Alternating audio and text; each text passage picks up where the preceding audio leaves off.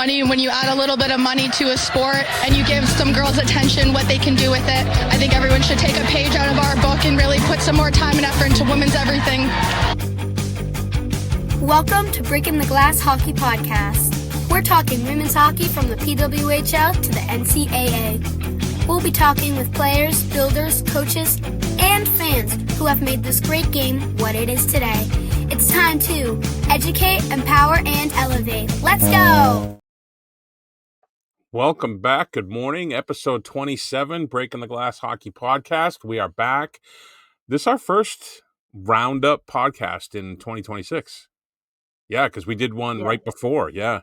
And then January was a gong show for both of us personally. So we're on a little bit of a slowdown, but we're back. Still feel like I'm on a January hangover in all the wrong ways. Like just not the good way. No. I mean, I don't know if any hangover is a good hangover, but no. What I'm saying is it's not the quintessential. I had a good time last night hangover. Right. If you're hungover, typically the night before was a good time. We didn't get the good time the night before. Yeah. So we're back. First world problems. We're complaining about being busy with stuff. But we're back. How are you doing? How's everything? Everything's good. I in the spirit of tomorrow, I wore my brand new Patriots gear. I refreshed my Patriots gear. It's been a while. Living here in Rochester, especially. People aren't happy around here about this, but I am. Well, I'm not happy here in the heart of Patriot country as a Raiders fan, but did you see what my town did? No. We've been on all over the news. So I live in Maynard. And all over the news in New England? Yeah. And that's why I didn't see it. Well, I think it got caught nationally too, because they changed the town name for this weekend to Mayenard. Oh my goodness. Yes. And it was not like he lives there. I know, but I think they're hoping he'll show up at some point, I think is what they're doing. Hey, listen, someone donated the sign, someone else donated other stuff. As long as it's not costing the town any money, I don't care. But I'll be hate watching my rooting. I'm fully on board with Seattle. So yeah, that's just like something's wrong with you there. But I will say, I am having a little Super Bowl gathering. Some of our Bills friends here, may have sent a text and said, "Come on over for the Super Bowl. Just wear your Bills stuff. The colors are close enough." Yeah. And I didn't get a lot of responses on that, so I don't know why. But we are having a Super Bowl gathering. One of Brady's friends here at school, they're actually Seahawks fans. Oh, so we were like, "Bring it on! Wear all your gear. Let's go! Like this will be fun, right?" And then for some of I didn't end up able to pull the trigger, but I found a great shirt for the peeps here just to help them with their feels, but I couldn't pull it off to get it made for them or delivered in time. It says, "I hope both teams lose. Go Bills." Yeah, that's perfect. Logo. That's perfect. Yeah. So maybe, I don't know, maybe I'll put up some signs or something. I'm trying to include everybody. I'm very inclusive, but nobody seems to want to celebrate. I wore this actually last night to Brady's wrestling match, and definitely got a little like side-eye look. Yeah, you're deep in Bills country. I'm typically, if you can flaunt it, do it, right? Yeah, for sure. Support your team. I wear Raiders stuff around here, and everybody just laughs at me, but it is what it is.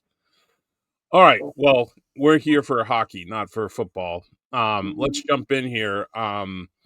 So in the midst of all the nonsense that we've talked about going on with Ottawa and their situation in terms of playing, some good news came out is that the Ottawa women's junior team announced that the Ottawa Junior 67s, the U13 AA, will be reintroduced for the 2026-2027 season. So that's a positive for women's hockey in Ottawa. They didn't say anything about where they're playing, but that is at least a positive. And then to continue with the positive, University of Missouri announced women's hockey to start that same season.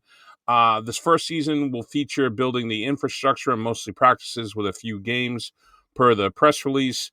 In 27-28, the team will fully join the ACHA alongside other SEC schools, Arkansas, Auburn, and Tennessee, that all feature women's teams. So that's pretty cool to have some hockey in the Sun Belt. Is that what you call that? South? So they don't have an ACHA team yet, and they're officially like entering, but do they have like a... It sounds like they're elevating the club team, and the club team is they're gonna be much more structured and yeah. So I think that's a good way to do it, and that way they have this 1 year is like, look, we're not going to try to win a game, right? This is just to build the ground floor. That way it lowers the expectations, lowers the pressure on the players, and then they get a year under their belt to come in and hopefully hit the ground running. At least that's how I took it. Especially if the school's going to give you the patience to do that and the runway, Yep. So. Yep. Cool. And then on to the rest of the NCAA, WCHA, Ohio State's Joy Dunn set a new program with 18 game-winning goals. No surprise there that she would set that record. And then Wisconsin's Layla Edwards became the first Black woman to play hockey for Team USA in the Winter Olympics, and she notched an assist in her very first game. So good on her. Yeah, so did Dunn got a goal. What's that? Joy Dunn got a goal in the game. No, I know, but Layla Edwards is the historic one. And then there's 54 athletes with WCHA ties will be at the Olympics, the most of any conference. 7 different countries, 19 current student athletes, and 8 members of staff will be in Italy.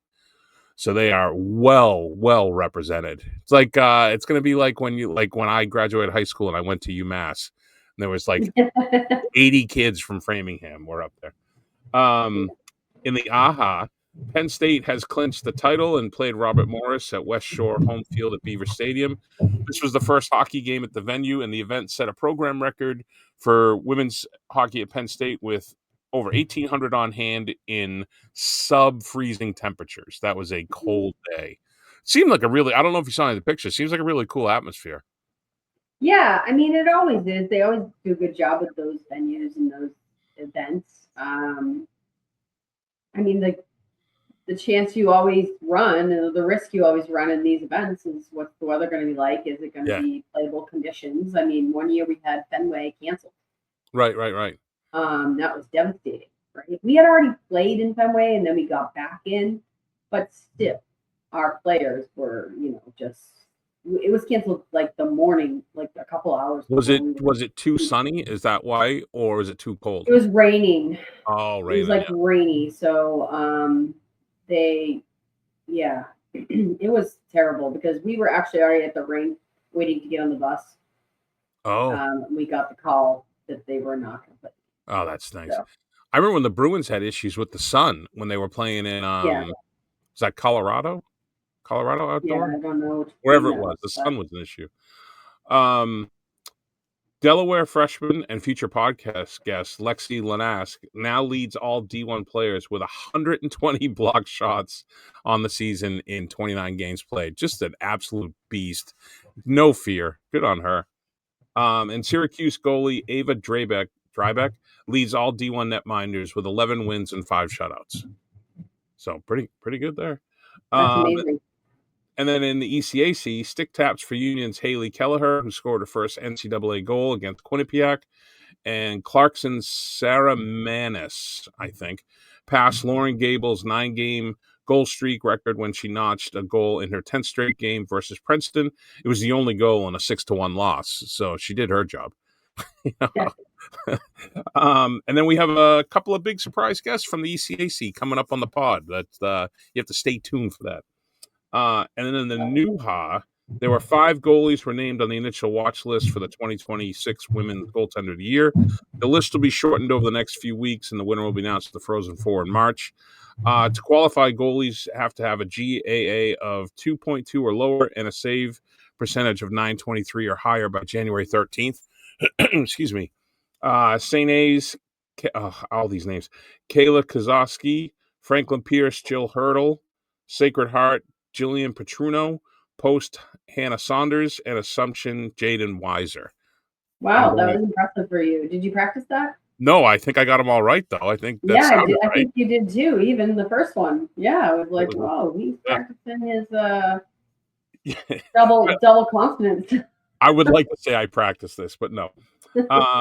And Assumption also saw the first Greyhound goals from sophomore Evelyn Mickelson and freshman Sarah Field.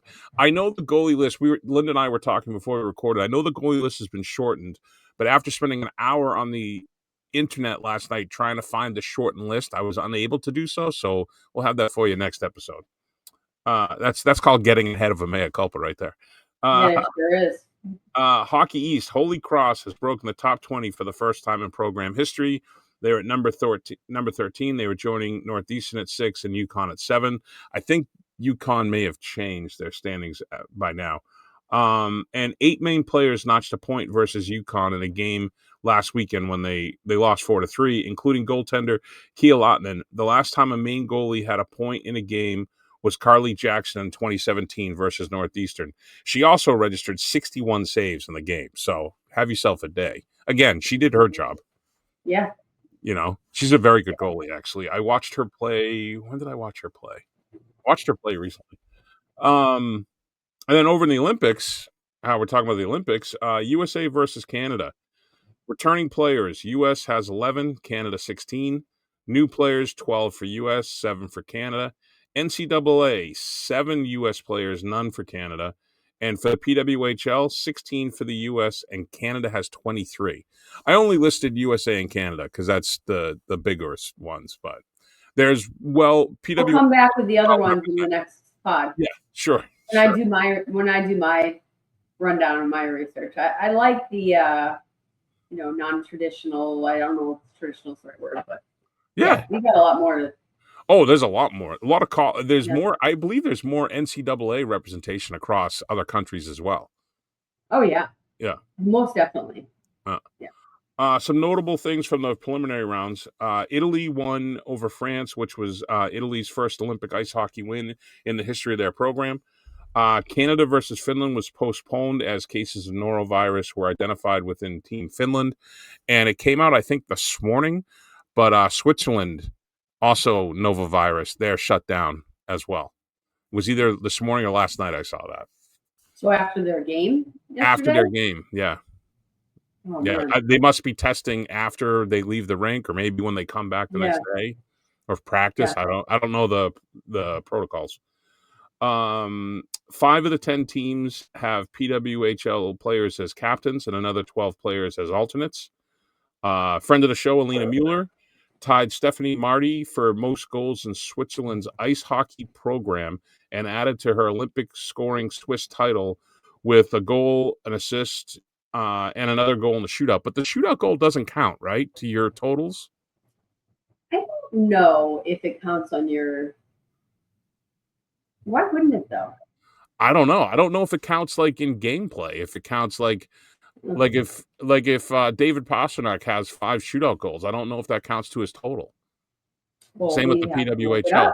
We'll do it. We will have to look that up. We're going to look it up. I also want to know on Switzerland, I said this to you before the podcast, who's next on Switzerland for goals? Because I was surprised to see Stephanie Marty, although not surprised because she's a great player. She played at Syracuse. Her sister, Julia, also played at Northeastern. They did their recruiting cycle, and I thought for sure we were going to just get both of them, and that they wouldn't split up. They're twin sisters, and they ended up splitting up. It's one of those surprising, like, hey, I'm going to go out on a limb and go. I feel Syracuse is better for me. Awesome people, the Marty sisters. But again, very good player. It doesn't surprise me that she's up there, but I was like, who is the other one? Then who's next? Like, in the goal scoring. So we got 2 things to look up. The stats, and I want to look up the Swiss scoring list. Yeah. Hillary Knight has joined Haley Wickenheiser and Jana Hefford as the only women to score in 5 different Olympic games and is now 1 goal away from tying for the all-time record for an American. That's not a surprise either. Yeah. You know. And then back to the PWHL, even though they're on hiatus, some stuff to clean up that we didn't get to before. There was a big trade. Ottawa sent Manna McMahon, Anna Mexner, and Anna, Shakina to Vancouver. Oh, did I get that? Nice. On today, Saturday morning. to Vancouver for Michaela Cava, Brooke McGuig, and Emma Greco coming back. From what I saw, this whole was revolved around getting Cava back to Ottawa. Seemed to be the driving force. Yeah, that's how I took it. Spice in that lineup. Yeah. Speaking of spice, nice one, Linda. New York Siren Taylor Gerard was suspended for 4 games, the longest ever suspension from the PWHL, for coming off the bench to join a late game fight. The suspension was subsequently dropped to 3 games on appeal by the PWHL Players Association. And this might have been carryover from when New York's Allison Simpson boarded Montreal's Laura Stacey in a 4-0 Montreal win in late November. Both of the games had a lot of physicality. I mean, if you're talking like, I know there's different rivals and all that, but this seems like it's got some real animosity. These two teams. What do you think about this from the perspective of, I had a couple people say to me, what do you think about this big brawl in a women's hockey game, right? Like, is this okay? Does this represent the brand well? I don't know. What do you think about? You think like people think fighting in WHL? I mean, fights have happened before. Yeah. I remember, I think it was Jill Sonia got in one of the first actual throw punches fight, and everybody was like, "Oh my God, there's a fight!" Right? So I mean, it's a competitive situation. There's a lot of emotions. Hockey's one of those sports that it's not like a detached type of sport. You're not playing golf. I know in golf you get mad, but you're mad at yourself. Oh, you're mad at yourself, or right? But I've always said that hockey's one of those games you play better angry. At least I do. Although that was when I played D. Now that I'm a center, I don't get as mad, weirdly. But I personally don't have a problem with it. Everyone's wearing full cages and fishbowls, so I mean, it's like it's like what do you call it? Like locker room boxing. You know what I mean? When you put your helmets and gloves on. I mean, I assume as the play progresses, as the league gets more established, as you build these rivalries over time and the animosity, then I imagine it's going to have to be addressed with much more lines out. But I doubt we're going to get to the point of the PWHL where players are taking the buckets off and squaring up in center ice. I don't think that's going to happen. But with this emotion and the scrums, I don't have any problem with it. Well, but the other thing is training the refs to deal with that environment and training the refs to deal with. I mean, it was very clear there were a lot of players in that scrum, but yeah, I don't really know what the ref was just trying to grab 1 or 2 players at a time, but can't imagine that. So, but the referees aren't ready for that either. I think Gerard got screwed a little bit also because the horn sounded. So I know they're supposed to stay on the bench if there's a scrum going on, right? You're always taught that. But there's no fighting in the PWHL. So if the horn sounded and she stepped off, but she did also sprint into the pile. Yeah, no. She dummied. Whoever she hit, she leveled them. Yeah. But hey, good on her. I have no problem with it. But I also have no problem with fighting in hockey in general. So, as long as someone's not getting jumped and it's 2 willing participants. Sure. And then on a much different tone, recent Ottawa Charge game before the break saw Canadian legend and 4-time Grammy winner and 26-time Juno Award winner Anne Murray read off the starting lineup and featured head coach Carla McLeod wearing a sweatshirt that said Anne freaking Murray on the back, which I thought was awesome. Clearly, she's a big fan. Yeah. I just thought that was great. Is that how they refer to her in Canada, as Anne freaking Murray? Is that how people? I don't know about that, but I mean, like I said, I know, Carla just from past hockey adventures and camps and such, and I feel like that's exactly what she'd say. I don't know if she made it for herself or it just seems like, that's a good question, but that is awesome. So Bobby Carpenter was my favorite guy on the old Bruins, right? And I got to interview him for the morning skate, and they told me he was going to call me and they're like, answer a number if you don't recognize it. And he called me, and I'm such an idiot. I'd forgotten in like the hour they told me that it was going to happen. I'm like, hello. And he's like, is this Adam? I'm like, yeah. He's like, he's like, hey, it's Bobby Carpenter. And I go, holy fucking shit. So that was like my first thing I said. So I understand having a sweatshirt. I mean, if she's that, that big a fan. And hey, shout out to Carla McLeod also, because her treatments were with her breast cancer treatments, were able to get her over to Italy.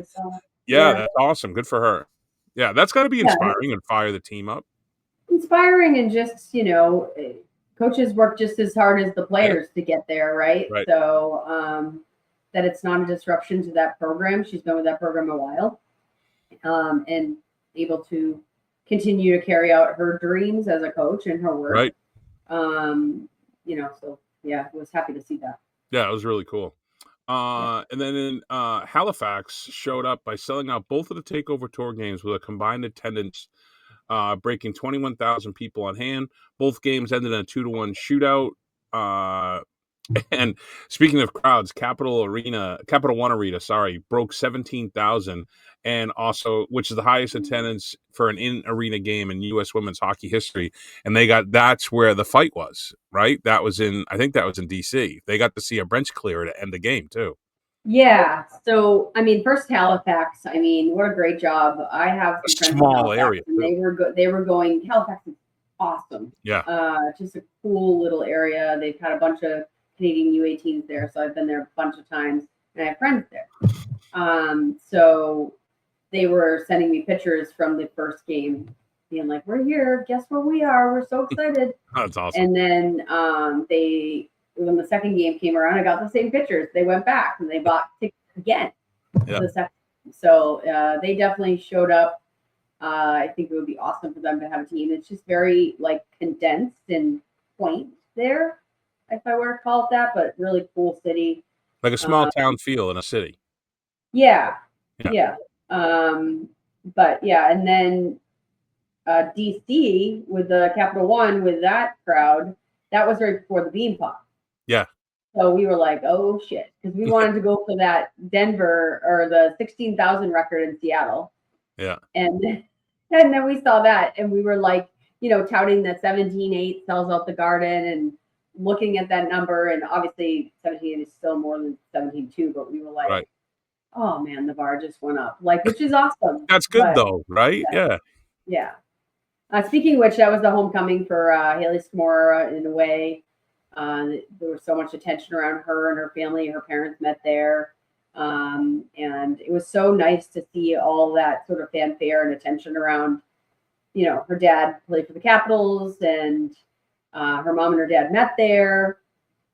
She now lives down in that area. So does her mom. I had talked to her mom up in Buffalo at one of the rivalry series games. So they just had so much spotlight on her. And first game in the Olympics, I have to give her a massive shout out, because she's named as the 13th forward in the lineup for that day. But there's something she has that just cannot be replaced. And she has made herself have the it factor, and then goes out there and scores 2 goals. And I think when they said it, her second goal, she had been on, time on ice was 5 minutes. Yeah. Awesome. So maybe she ended up with 7 or 8 after that, but she got some pretty amazing, and I wish I had it up, the compliments from John Wabowski and Hillary Knight about just, proving that, you have to stay in tune. You have to stay ready. You have to believe in yourself, have confidence, and be a difference maker no matter what, whether you play 1 minute or 20 minutes, right? Right. Just an opportunity there to insert that, because obviously pretty proud of her. I did see her talking about Hillary Knight, and she's like, I can't believe the stuff she had to say about me. She's like, I look up to her. That was a cool. Yeah, couldn't happen to a better person. That's just great. salt of the earth. So yeah. Well, perfectly talking about Beanpot, because we're going to the Beanpot wrap up. Here you go. Mm-hmm. Harvard won the 47th championship with a 2-1 OT win over BU. Northeastern won 3rd place over BC, 3-2. Ainsley Tuffy wins the MVP and the Britannia Award. deservedly. She had Yeah. 71 saves over the 2 games, which is just Yeah. ridiculous. And talk about, like, look, I'm not a goalie. I don't pretend to be one, and I have limited knowledge, but just so calm, collected, economic with her movements, up on top of the crease. Nothing seemed too big for her, and she's only a sophomore. I Yeah. mean, a great, great player. And then Carla McSweeney with ice in her veins gets hauled down on a breakaway in overtime, Mhm. gets awarded the penalty shot, and then wins the penalty shot. And I think I wrote in my write-up something along the lines of, I have never been in person. I've watched stuff on TV, obviously, but to be in person, and I was sitting like 10 rows behind the BU net. So I was Okay. right there.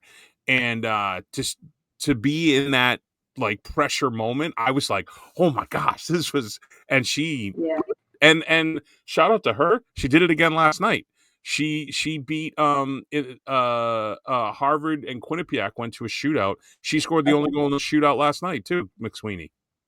Yeah, she's got the golden touch there. Yeah. Tuffy is only the second goalie. Lisa Janssen was the first goalie to win both awards, Oh, MVP nice. and goaltending award. You know, Britannia Award came into play in 2000, so there is some history back there. Diane Derbogogian, who is the first Beanpot MVP, was a goalie. Yep. There's several goalies prior to 2000 that are Bergosian, I think maybe Lisa Davis from BC. There's a couple in that early list pre-2000 that won MVP. So you could maybe say equally, and they changed how they vote on the awards, but it's so great, like, you know, just to see like a goaltender win.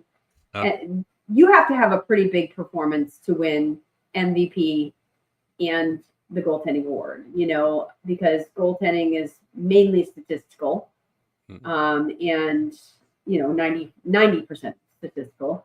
But you could have given that to McSweeney easy as the MVP, but so that's how much impactful that is to win both. Is so awesome. So You know what's funny is before it got to the TD Garden, I got to vote on that, and now I don't.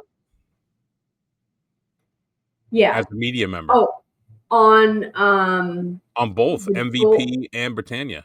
The goalie used to be strictly statistical, and I'm pretty sure it's not now. It is stats and then I don't know when it changed, but I remember being at the Beanpot at like BC. Yeah. And they walked around and handed out slips. Yeah. Right. Yeah. Now I think they have maybe some media. I should know this actually, but I don't. No, it's fine. It's not a big deal. I'll have to ask Joe. Make it, put on your list. And then Harvard's head coach Laura Bellamy became the first person to win a Beanpot as a player in 2010, an assistant coach in 2015, and as a head coach this year, 2026. So stick taps to her. I mean, what a great little blurb to have. You know, the only one. That's cool. I know. I actually like had my spidey sense going up. I was like, wait a minute. Oh, right. When she was an assistant. Yeah. And then she went to Duluth and then came back. Right. So she's the only one because I have a player and a coach. Yeah. But not an assistant. She's not well, I have a player and assistant coach. But not a head coach. Not a head coach. So that means you got to get back. You got to get back in the coaching. Associate head in those years. Oh, you got a little asterisk. I'm a little competitive. I am super proud of Laura Bellamy. We'll have to get her on the podcast so you can. Yeah, I actually was going to send her a message and be like, "Oh man, I think you just passed me." I don't know. We'd have to look at how many total Beanpots she has, but just such a phenomenal year for them. It's not just the Beanpot. Right. I was thinking about Tuffy, and I feel like that turn started happening when they beat Duluth in Ireland. So just phenomenal. You know that the quality of culture is there with her and her assistants, but it just takes time. And to hang in there for that is one of the hardest things to have to go through. But you just believe and you just same message, same thing every time, and just awesome to see her having the season she is and be rewarded, and that's well. And good on the school for giving the runway too. You gotta let the system take effect. You know what I mean? When Yeah. people look for the quick changes, it's not always quick. I will say, yesterday, I believe was my first time last night at Bright Landry. Holy smokes, was it freezing? Really? I You I never went to a Beanpot game there or I anything? don't remember. I may have, but I don't remember. Listen, when I used to go to Mm. Beanpot games, a little bit of wobbly pops going on Oh, there. So I, okay. um, So you've probably been there then. I've probably been there. There's a good chance, but I didn't remember. But it was freezing. It was a cold rink. Yeah. And I do. I will say I remember going to the men's Beanpot when my buddy played for Northeastern years and years ago. We're talking like late '80s, and somehow he got us in the press row at the Mhm. garden, and we were hammered and got kicked out within like 50, I don't know, half the first period.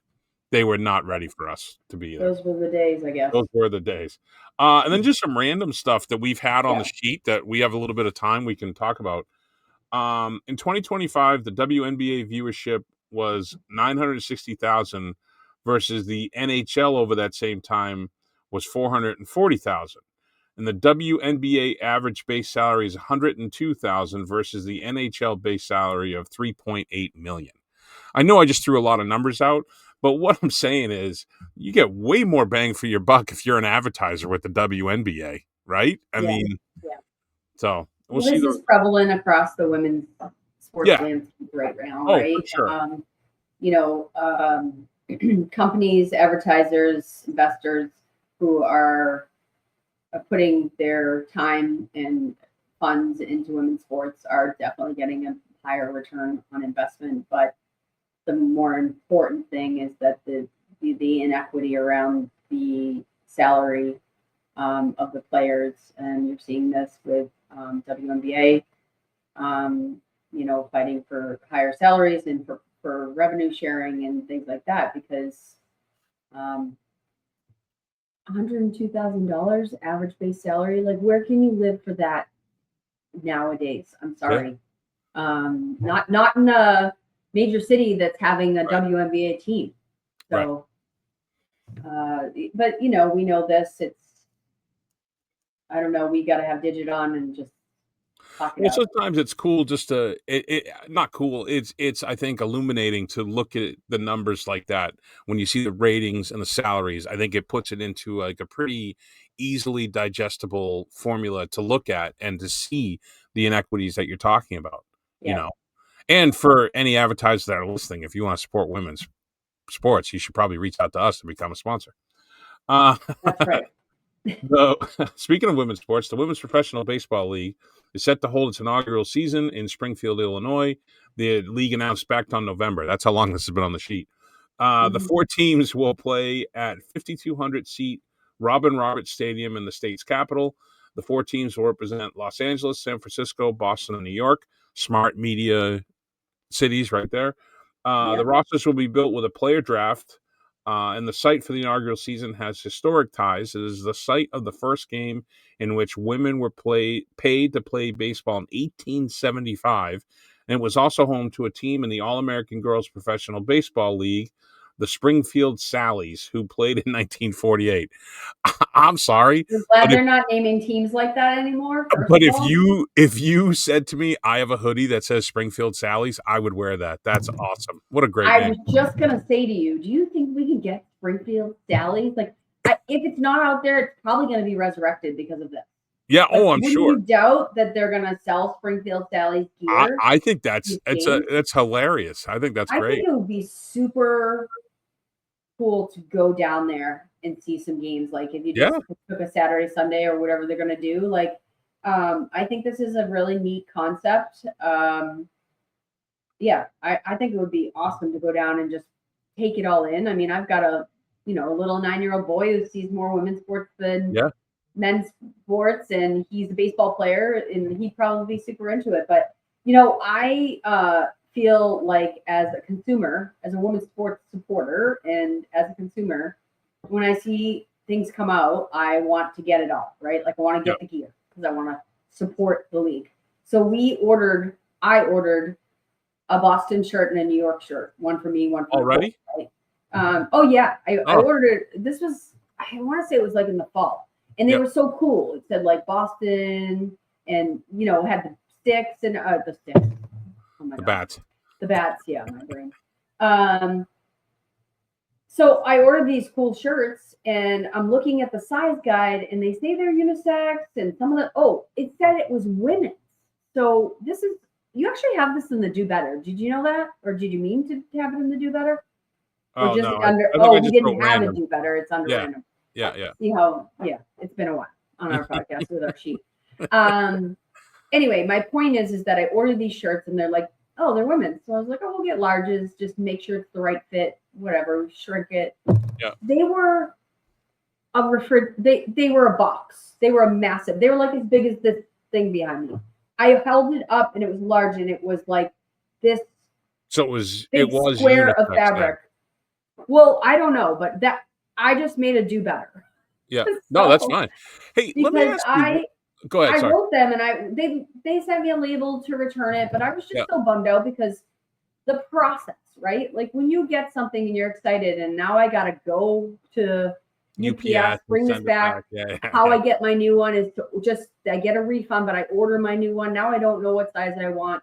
I didn't even order new ones. So just why would you send it said women's sizes? Like get it together so that when people buy your gear, they're happy when the package comes. Let me ask you a dumb question, which may have people listening to this screaming at their car stereo or however they're listening. So you prefer to have a women's size, a women's fit, and a unisex separate? That's better for women? Yes. Okay. I never know. So like if I buy Lori like a shirt, I just get her like a small men's. Well, I mean, women's fit is typically fit. That's when they curve it in, right? If we're really going to talk about this on this podcast, I don't know. Well, this is it's educational. Yeah, a women's fit is typically tight. Let's put it that way. So yeah, I know exactly how to order sizes for myself and my wife when I know what kind of cut it is. So even if it was unisex, the large, I'm telling you, it was massive. It was huge. I was like, and you want everybody to wear these, but I just couldn't even imagine. I was like, I don't even know if we could order small. Huh. So all right. That was my professional baseball league experience so far. I was just trying to do the right thing and get the gear and support them. Hey, they can only go up from here. Think of it that way. Yeah. Megan Grant, who was already a 2-time softball All-American at UCLA, scored her first bucket for the women's basketball team as a true dual threat athlete. So good on her. I thought that was a cool story. And you could see the team was super fired up when she scored. They all were celebrating. So that was cool. And then this is a really cool story. I don't know if you're a Lindsey Vonn fan or not, but she tore her ACL. And she elected to still give it a go at the Olympics, assuming she can do her qualifying run, which she actually did. And of course, she had the deal. And you're talking to someone who has 2 torn ACLs and still playing hockey. So I'm pulling for her to represent the torn ACL community. But there were people like online going, oh, I'm a doctor and it wasn't a full tear. Like we can't have anything good, like a nice story.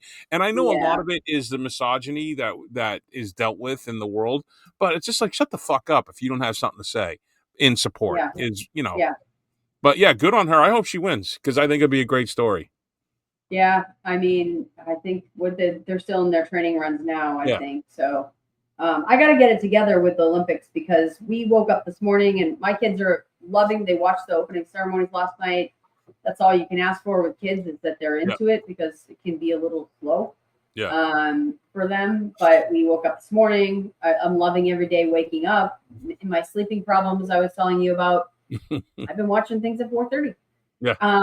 But I got to get it together because I was on the NBC site. I was telling you I screwed up the game the other day, the hockey games, because I saw that it said 6:10, like 10:40 or something all the times. And I was like, okay, well, that's great. I can start at 6, then get the kids to school, then pop back on. And I thought it was an Eastern time. And then I was driving back from something at school later in the morning, and someone's like, hey, you watching the game? And I'm like, I plan to. I thought the game was like at 2 because I was calculating the time zone and adding like 6 hours or whatever it is onto it.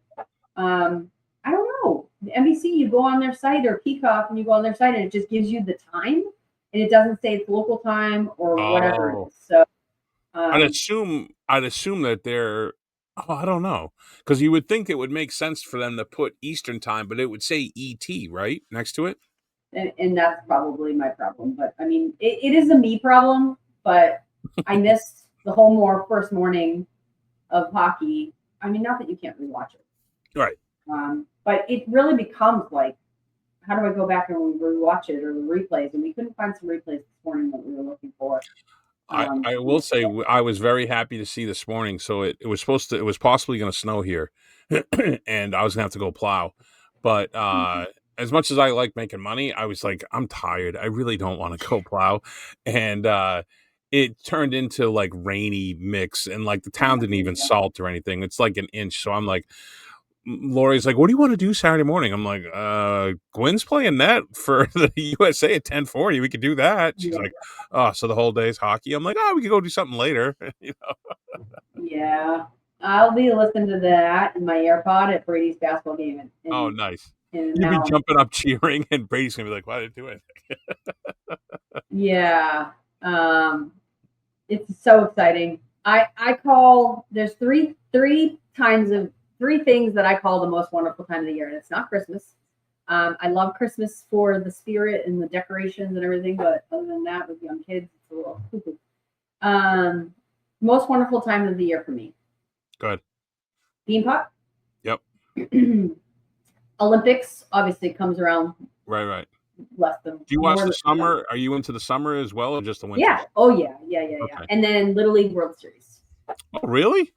Love it. That's a curve. We're talking about trying to get down there because we're not that far from here today. Right.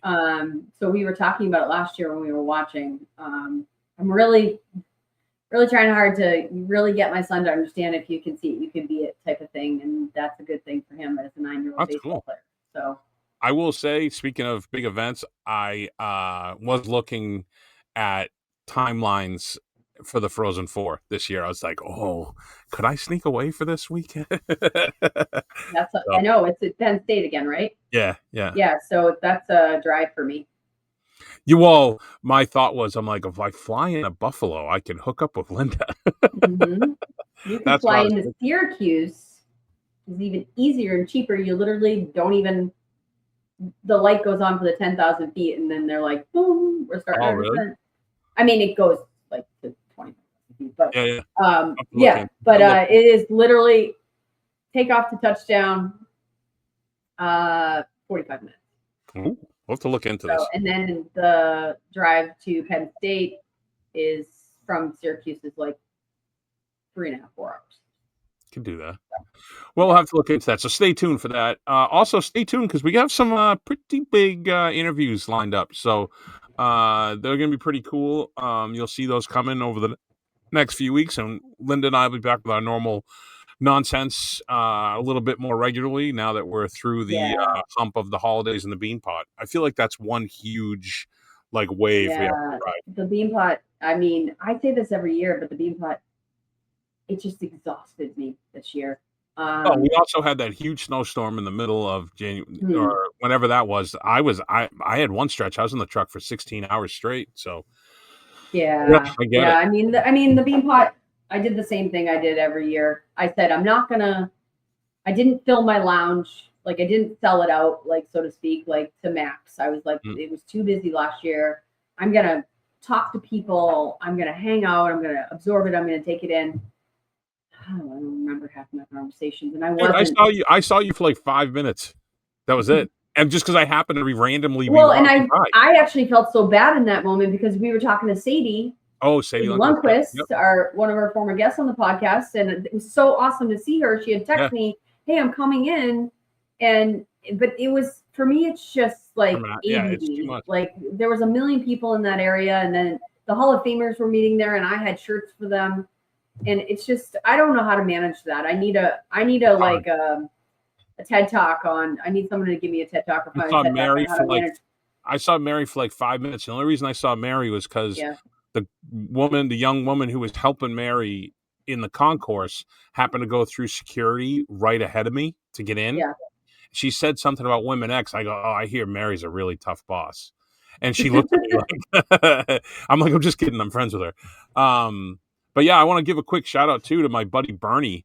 I ended up sitting because I was sitting up top, and it was very, when you're sitting up top in the press area, it's very, I don't know the word. It's like very, like, not a lot of vibe to it. It's very like clinical, and you know what I mean? And I was just like, I'm not feeling this. And I had friends down low. I went and saw them for a period.